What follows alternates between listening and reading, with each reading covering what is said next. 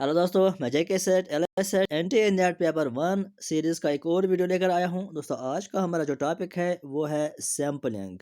आज हम डिस्कस करेंगे कि सैम्पलिंग का क्या मतलब है, सैम्पलिंग क्या होती है, और उसके साथ साथ हम इसमें डिस्कस करेंगे कि डिफरेंट टाइप्स ऑफ सैम्पलिंग। दोस्तों, वीडियो शुरू करने से पहले आपसे गुजारिश है कि वीडियो को लाइक करो, शेयर करो और चैनल को सब्सक्राइब करो ताकि हर वीडियो की नोटिफिकेशन सबसे पहले आप तक पहुंच जाए। आइए अब हम आज का वीडियो शुरू करते हैं। दोस्तों, एक और बात मैं आपसे कहना चाहता हूँ वीडियो शुरू करने से पहले। अगर आपको पीडीएफ फाइल चाहिए जो मैं पढ़ाता हूँ तो आप टेलीग्राम चैनल ज्वाइन कीजिए। मैं टेलीग्राम चैनल पर ये सारे नोट्स अपलोड करूँगा। जब ये यूनिट ख़त्म हो जाएगा तो उसके बाद मैं ये नोट्स टेलीग्राम पर अपलोड करूँगा। इसके अलावा अगर आप में से किसी ने अब तक के वीडियोस नहीं देखे हैं तो आप प्ले लिस्ट में जाइए, वहाँ पर आप जे के सेट एल एस सेट के नाम का जो लिस्ट है उसमें आपको ये सारे वीडियोस मिल जाएंगे। हम चलते हैं अपने टॉपिक पर, सैम्पलिंग। दोस्तों, सैम्पलिंग के बारे में हमने पहले भी थोड़ा सा डिस्कस किया है कि सैम्पलिंग क्या होता है। आज हम इसको डीप से थोड़ा सा पढ़ेंगे। सैम्पलिंग का मतलब है कि जब भी कोई रिसर्चर रिसर्च करता है किसी भी टॉपिक पर तो उसको उस टॉपिक के रिलेटेड डेटा जब जमा करना होता है तो वो फील्ड में जाता है। चाहे चाहे वो क्वेश्चनर का इस्तेमाल करता है, चाहे वो शेड्यूल का इस्तेमाल करता है, चाहे वो ऑब्जर्वेशन का मेथड इस्तेमाल करता है, जो कुछ भी मेथड वो इस्तेमाल करता है वो डेटा जमा करता है। जिन कैंडिडेट से वो डेटा जमा करता है या जिन पर उसका रिसर्च डिपेंड होता है उन आइटम्स को हम बोलते हैं पॉपुलेशन, यानी जो उसके रिसर्च में शामिल होते हैं, जिन पर वो रिसर्च करना चाहता है। फॉर एग्जाम्पल मैं आपको ऐसे समझाऊंगा कि मान लो कि कोई रिसर्च कर रहा है स्कूल के बच्चों पर अचीवमेंट कैसी है, या कोई रिसर्च करता है कि उनका एटीट्यूड किसी खास सब्जेक्ट के रिलेटेड कैसा है। मान लो कि गर्ल्स का एटीट्यूड साइंस के रिलेटेड, गर्ल्स का एटीट्यूड मैथमेटिक्स के रिलेटेड, या गर्ल्स का एटीट्यूड गेम्स के रिलेटेड। ये वो रिसर्च मुख्तलिफ रिसर्च हो सकते हैं। तो जब कोई रिसर्च इन स्कूल बच्चों पर रिसर्च करता है तो उसके लिए जो पॉपुलेशन होता है, यानी जिस पे वो रिसर्च करता है वो होता है वो स्कूल के बच्चे। कोई टीचर्स पर रिसर्च करता है तो उसके लिए पॉपुलेशन होता है टीचर्स। तो यहाँ पर कहने का मतलब यह है कि जब भी कोई रिसर्च करता है और उसके सामने जो भी पॉपुलेशन होती है, यानी जिस पर वो रिसर्च करता है, जो उसके सामने आइटम्स होते हैं, जिन आइटम्स से उसको डाटा कलेक्ट करना होता है, तो वो पॉपुलेशन होता है। तो वो रिसर्च के दौरान उन सारी पॉपुलेशन जो भी उसके साथ है वो सारे वो कंसिडर नहीं कर सकता है, उन सारे से वो इंटरव्यू नहीं कर सकता है, उन सारे से वो डेटा जमा नहीं करता है, बल्कि वो एक उस पॉपुलेशन से एक छोटा सा हिस्सा लेता है और उसी हिस्सा जो वो लेता है उसी से वो डाटा जमा करता है और फिर एनालिसिस करता है, कैलकुलेशन करता है, और लास्ट में फिर जब वो रिजल्ट देता है तो वो पूरी पॉपुलेशन के लिए वो एस्टिमेट करता है। लेकिन इंटरव्यू का करेगा या डेटा जमा करेगा, इंक्वायरी करेगा, वो सिर्फ एक ग्रुप पर वो करता है, सारी पॉपुलेशन अंडर इन्वेस्टिगेशन नहीं लेता है। तो इसी को हम बोलते हैं सैंपलिंग, यानी किसी पॉपुलेशन में से एक छोटा सा हिस्सा लेना और फिर उस पर इंक्वायरी करना, और उस पर इंक्वायरी करने के बाद पूरी पॉपुलेशन पर रिजल्ट एस्टिमेट करना, इसको हम बोलते हैं सैंपलिंग। ये आपको याद रखना है। यहाँ देखिए कि सैंपलिंग थोड़ा सा मैंने डेफिनेशन लिखा है। The process of selecting a few individuals, जब हम कुछ इंडिविजुअल्स चूज करते हैं फॉर स्टडी, जो भी स्टडी हो, जो भी टॉपिक हो हमारे लिए, in such a way that the individuals represent the large group from which they are selected, यानी हम इस तरह से उनको लेते हैं कि वहाँ से जो रिजल्ट आएगा, उस ग्रुप से जो रिजल्ट आएगा वो सेम होगा एज जो पॉपुलेशन, जो पूरी पॉपुलेशन है उसका रिजल्ट आएगा। यानी हम ऐसा सैंपल लेते हैं जो रिप्रेजेंट करता है सारी पॉपुलेशन को, इसको हम बोलते हैं सैंपलिंग। अब इस सैंपलिंग प्रोसीजर में कुछ पॉइंट्स आते हैं, कुछ टर्म्स आते हैं जो बहुत ही इंपॉर्टेंट है, उन पर क्वेश्चन आता है, वो याद रखना ज़रूरी है। सबसे पहला जो टर्म है वो है सैंपल। कि सैंपल का क्या मतलब है। देखो, सैम्पलिंग अभी हमने पढ़ा। सैम्पलिंग का मतलब है कि जो भी हमारे सामने पॉपुलेशन है, यानी जिस पर हम रिसर्च कर रहे हैं, उसमें से एक छोटा सा हिस्सा चूज करना, फिर उन पर रिसर्च करना, उन पर इंक्वायरी करना और रिजल्ट निकालना, फिर वो सारा रिजल्ट एस्टिमेट करना पूरी पॉपुलेशन को, उसको हम बोलते हैं सैम्पलिंग।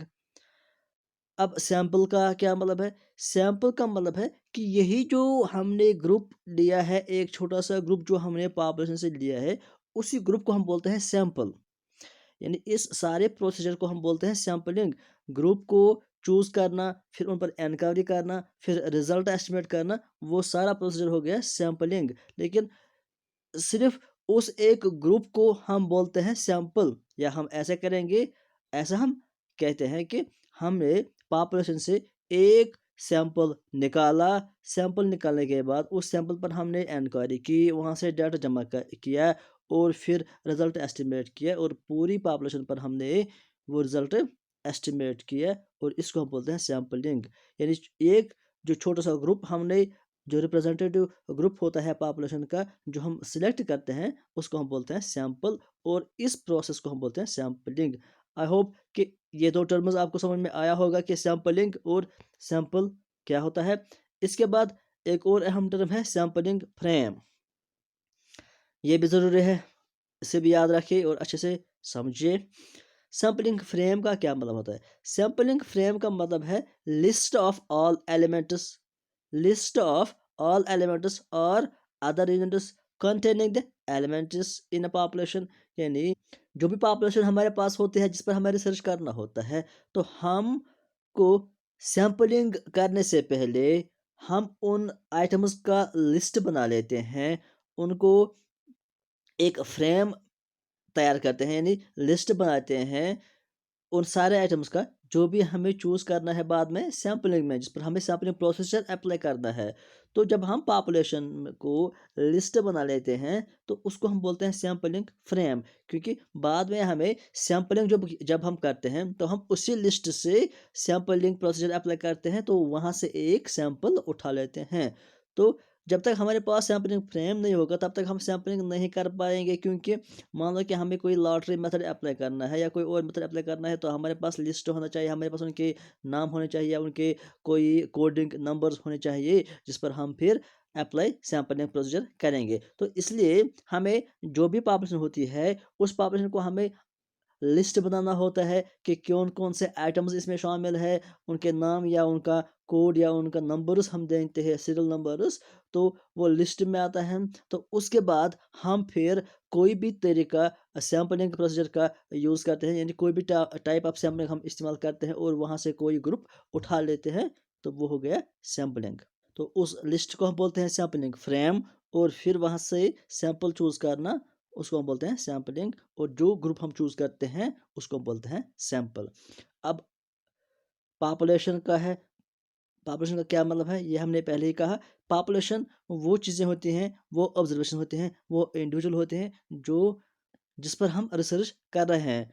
जो कि पहले भी मैंने एग्जांपल दी कि अगर हम स्कूल बच्चों पर रिसर्च कर रहे हैं, तो स्कूल चिल्ड्रन जो भी हैं, वो पॉपुलेशन हो गए हमारे। अगर हम टीचर्स पर रिसर्च कर रहे हैं, तो टीचर्स हमारे पॉपुलेशन हो गई। अगर हम कोविड पेशेंट्स पर रिसर्च कर रहे हैं, तो जितने भी पेशेंट्स हैं कोविड के, तो वो सारे हो गए हमारे पॉपुलेशन। इस तरह यानी जो भी टॉपिक हमारा होता है, जिस पर हम रिसर्च कर रहे हैं, उसके जो भी कैंडिडेट्स होते हैं उस रिलेटेड, वो सारे बन जाते हैं हमारा पॉपुलेशन। अब एक और अहम टर्म है इस रिलेटेड, टारगेट पॉपुलेशन। पॉपुलेशन को थोड़ा सा जब छोटा हम करते हैं, उसको हम बोलते हैं टारगेट पॉपुलेशन। टारगेट पॉपुलेशन मतलब कि जब भी हमारे पास कोई पॉपुलेशन होती है, जिस पर हमें रिसर्च करना होता है, उस पे मान लो कि जब हम सैंपलिंग फ्रेम बना लेते हैं, या वहाँ पर हमें लिस्ट बनाना होता है, चाहे वो सीरियल वाइज बनाएंगे हम, चाहे वो नेम वाइज बनाएंगे हम। तो अगर किसी के बारे में हमें कोई इन्फॉर्मेशन नहीं है उस पॉपुलेशन से रिलेटेड, या हम उसको ड्रॉप करते हैं, उसको इंक्लूड नहीं करते हैं, या हम सोच रहे हैं कि वहाँ तक हम नहीं पहुँच पाएंगे, वहाँ से हम डाटा कलेक्ट नहीं करते हैं, तो हम एक पोर्शन उस पॉपुलेशन को छोड़ सकते हैं। तो बाकी जो सारा पॉपुलेशन है, यानी जहाँ हम जो हम इंक्लूड करते हैं अपने रिसर्च में, पॉपुलेशन से अगर हम कुछ ड्रॉप करके बाकी जो भी वहाँ रहता है पॉपुलेशन, जो पॉपुलेशन हम रिसर्च में इंक्लूड करते हैं, शामिल करते हैं, जिनका लिस्ट हम शामिल करते हैं, जिनका नाम या जिनका सीरियल हम रिसर्च में शामिल करते हैं और जिन पर हम फिर सैंपलिंग करते हैं, उनको हम कहते हैं टारगेट पॉपुलेशन, यानी जो पूरे के पूरे इन्वॉल्व होते हैं हमारे रिसर्च में। पॉपुलेशन में कुछ आइटम्स ऐसे होते हैं जो हम ड्रॉप करते हैं, जो या जिन जो हमें लगता है कि वहाँ से हमें इंफॉर्मेशन नहीं मिलेगी, या वहाँ उनके बारे में हमें पूरी इंफॉर्मेशन नहीं है, तो हम उसको ड्रॉप करते हैं। लेकिन पॉपुलेशन वो होता है रिसर्च की। लेकिन टारगेट पॉपुलेशन वो होता है जो पूरी की पूरी शामिल होती है हमारी रिसर्च में, जिनका लिस्ट हमारे पास होता है, जिनका नाम हमारे पास होता है, जिनका सीरियल हमारे पास होता है, और हम उन पर सैंपलिंग करते हैं। तो ये थोड़ा सा फ़र्क है टारगेट पॉपुलेशन और पॉपुलेशन में, ये ध्यान में रखिए। अब हमारे पास सैंपलिंग प्रोसेस है, यानी जब हम सैंपलिंग करते हैं उसका प्रोसेस क्या होता है, यानी उसके स्टेप्स क्या क्या होते हैं, किस तरह से हम सैंपलिंग प्रोसीजर करते हैं, यानी पहले क्या स्टेप हम करते हैं, उसके बाद क्या स्टेप हम करते हैं, और ये सारा स्टेप्स हम फॉलो करते हैं, तो वो बन जाता है सैंपलिंग प्रोसेस या प्रोसेस ऑफ सैंपलिंग। तो सबसे पहला पॉइंट ये है डिफाइनिंग द टारगेट पॉपुलेशन। जब भी हम सैंपलिंग करेंगे, सैंपलिंग से पहले हमें टारगेट पॉपुलेशन डिफाइन करनी होती है, यानी हमारे पास एक लिस्ट होना चाहिए कहाँ तक हम रिसर्च करने जा रहे हैं, कितने आइटम्स हम इसमें इंक्लूड कर रहे हैं, कहाँ तक हम एनक्वायरी करने जा रहे हैं। ये होता है टारगेट पॉपुलेशन, यानी हमारी पहुंच कहाँ तक है, हम कहाँ तक जाएंगे, किस पॉइंट से लेकर किस पॉइंट तक हम इंक्वायरी करेंगे, हम डेटा जमा करेंगे, उसको हम बोलते हैं टारगेट पॉपुलेशन। ये हम एक पॉपुलेशन में हम टारगेट चूज कर लेते हैं, एक दायरा बना लेते हैं, एक बाउंड्री बना लेते हैं कि कहाँ कहाँ से हम डाटा जमा करेंगे। तो सबसे पहले आपको टारगेट पॉपुलेशन डिफाइन करना होता है कि किस में से आपको डेटा जमा करना है या इंफॉर्मेशन लानी है, तो वो हो गया हमारा टारगेट पॉपुलेशन। और जब टारगेट पॉपुलेशन हो गया तो उसके बाद आप लिस्ट बनाएंगे उन सारे आइटम्स, यानी जो आपने सिलेक्ट किया कि हम इस पॉइंट से लेकर उस पॉइंट तक, यहाँ से लेकर वहाँ तक हम ये डेटा जमा करेंगे, इन चीज़ों से हम, इन ऑब्जर्वेशन से, इन इंडिविजुअल से हम डाटा जमा करेंगे, तो ये आपका टारगेट बन गया। टारगेट जब बन गया तो अब आपके पास जो भी ये कैंडिडेट्स हैं, अब आपके पास उनका लिस्ट होना चाहिए, चाहे आप नेम वाइज उनको लिस्ट बनाएंगे, चाहे आप उनका सीरियल वाइज देंगे, तो आपको लिस्ट बनाना है उनका। उसके बाद ही आप सैंपलिंग करेंगे। तो जब आप उनको लिस्ट बनाएंगे वही होता है सैंपलिंग फ्रेम। तो जब आपने सैंपलिंग फ्रेम बना दिया, यानी लिस्ट आपने उनको बना दिया जो भी आपको इंक्लूड करने हैं अपने रिसर्च में, उसके बाद आपको क्या करना है, आपको सैंपलिंग यूनिट चूज करना है। सैंपलिंग यूनिट का मतलब है कि एक पर्टिकुलर पर्सन आपको डिफाइन करना है कि आपका पर्टिकुलर पर्सन, यानी आपका सैंपलिंग यूनिट क्या होगा। फॉर एग्जांपल मैं आपको ऐसे समझाऊंगा कि अगर आप स्कूल में जाते हैं, रिसर्च कर रहे हैं चाइल्ड बच्चों पर, उनका अचीवमेंट लेवल, तो आप, यानी एक इंडिविजुअल आपको एक यूनिट सैंपलिंग यूनिट हो गया। हर एक इंडिविजुअल अलग अलग यूनिट होता है सैंपलिंग का। इसी तरह अगर आप टीचर्स पर रिसर्च कर रहे हैं कोई भी टॉपिक लेकर, तो एक टीचर आपका एक सैंपलिंग यूनिट होता है। इसी तरह जो भी आपका रिसर्च है, आप रिसर्च के बेसिस पर आप ये चूज़ करेंगे, ये डिसाइड करेंगे कि आपका सैंपलिंग यूनिट क्या होगा। तो वो आप चूज़ करेंगे। सैंपलिंग फ्रेम करने के बाद आप सैंपलिंग यूनिट डिसाइड करेंगे कि क्या है आपका सैंपलिंग यूनिट। जब आपने सैंपलिंग यूनिट डिसाइड कर दिया, अब आपका एक स्टेप है सिलेक्शन ऑफ सैंपलिंग मेथड। अब आपको सैंपलिंग मेथड चूज़ करना है, यानी आप कौन सा टाइप सैंपलिंग यूज़ करेंगे, कौन किस ज़रिए आप सैंपलिंग करेंगे। क्या आप प्रोबेबिलिटी सैंपलिंग यूज़ करेंगे, या नॉन प्रोबेबिलिटी सैंपलिंग यूज़ करेंगे, या कौन सा मेथड आप यूज़ करेंगे, क्या आप लॉटरी मेथड यूज़ करेंगे, क्या आप रैंडम नंबर्स यूज़ करेंगे, यानी जो भी आप मेथड यूज़ करना चाहते हैं सैंपलिंग के, वो आप डिसाइड कीजिए, वो आप सिलेक्ट कीजिए। उसके बाद क्या करना है आपको, determination of determination of sampling size.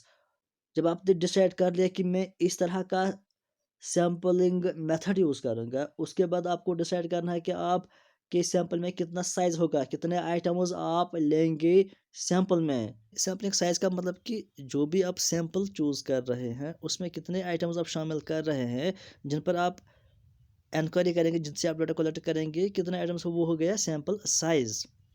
उसके बाद नेक्स्ट है स्पेसिफाइंग द सैंपलिंग प्लान।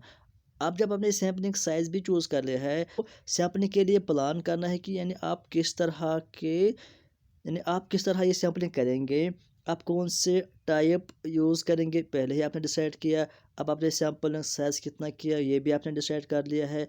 अब आप किस तरह से इसको अंजाम देंगे, किस तरह से आप इसको कंडक्ट करेंगे, ये आपको प्लान करना है, ये आपको डिसाइड करना है। और जब आप ये डिसाइड करेंगे कि आप किस तरह के ये से सैंपलिंग किस तरह से आप कंडक्ट करेंगे, उसके बाद आप सिलेक्टिंग द सैंपल करेंगे, यानी उसके बाद आप सैंपल सेलेक्ट करेंगे।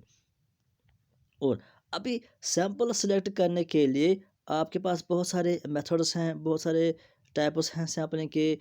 ये आपको डिसाइड करना है कि आप किस टाइप का सैंपल ले रहे हैं। पहले से हमने पढ़ा कि हमको डिसाइड करना है कि हम किस टाइप का सैंपल लेंगे, किस तरीके से हम सैंपलिंग इस्तेमाल करेंगे। तो इसके लिए हमें ये जानना ज़रूरी है कि सैंपलिंग के कौन-कौन से टाइप्स होते हैं और कौन-कौन से टाइप्स में क्या-क्या चीज़ें आती हैं। ये एक रिसर्चर को जानना ज़रूरी होता है, तभी वो सही टाइप सही रिसर्च के लिए अप्लाई कर सकता है, यूज़ कर सकता है। अपने हिसाब से, अपने रिसर्च के हिसाब से वो अपना सही सैंपल चूज़ कर सकता है और सही तरीका चूज़ कर सकता है। तो अब हमें जो टॉपिक है वो है टाइप्स ऑफ सैंपलिंग, यानी सैंपलिंग में कौन-कौन से टाइप्स आते हैं। इसमें 2 टाइप्स बहुत बड़े जो कैटेगरी हैं, वो एक है प्रोबेबिलिटी सैंपलिंग और दूसरा है नॉन प्रोबेबिलिटी सैंपलिंग। तो ये हम डिस्कस करेंगे अगले वीडियो में। आज के लिए फिलहाल इतना ही।